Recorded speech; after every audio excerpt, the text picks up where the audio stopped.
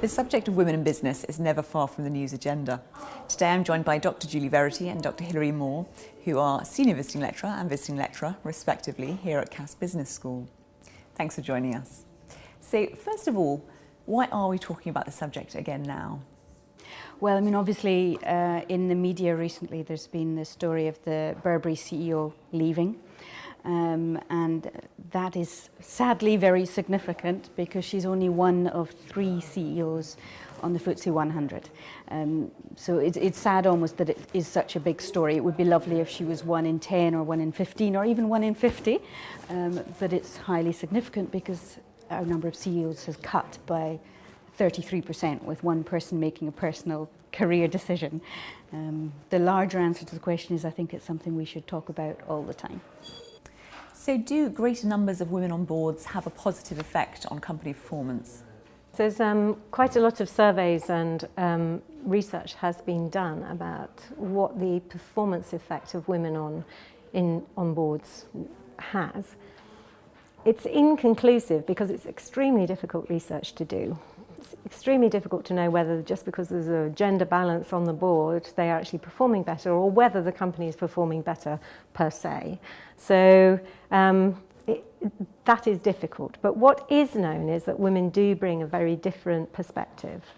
They have different behaviours, they focus on different things, they care about other things. So women, for instance, will ask more difficult questions, they'll ask to stay with a point longer.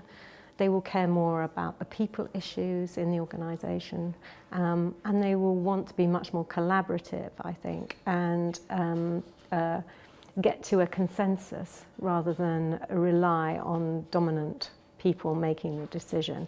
And so from those behavioural points of view, it does seem that boards function better with a balance of women. And that does mean a critical mass of women, not just one woman. One woman doesn't usually, poor love, manage to make the difference on her own. And what would you say is inhibiting those women who do want to rise through the ranks? I think there are a lot, and it's very complicated, and in different companies they might be different. I think there's definitely a structure that's set up to favour the male way of life in many ways and the male style. I think women themselves also have responsibility to think outside the box in terms of their own career and how to progress. I mean, there's quite a bit of research that suggests women actually don't aspire to the top positions, or a smaller percentage of them do. Now, that's a very legitimate choice if it's one that's made truly freely. If it's really a representation of women giving up hope, that's another issue. So there are internal drivers. I think there are also significant differences in the way women market themselves internally. There's a lot of evidence that women don't tend to take as much credit as men. They tend to talk themselves down. Men tend to talk themselves up. I heard something fascinating recently about job adverts.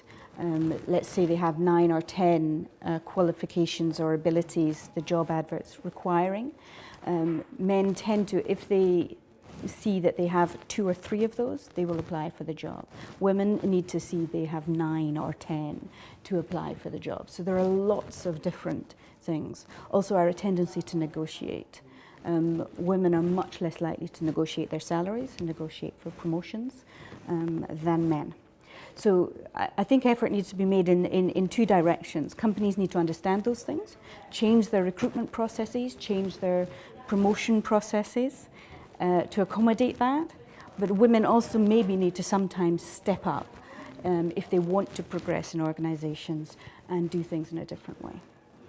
My final caveat for that, the tricky thing for women is often when they do, it's not received in the same way as men. It's perceived as much more aggressive, ambitious, and that is another challenge. So it's not a problem that has an easy solution. There are a lot of female entrepreneurs. Does that route suit women more?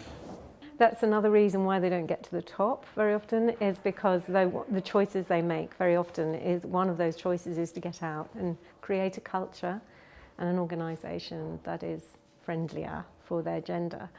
Most organisations have been are designed by men, for men, sort of subconsciously. I'm sure that's going on.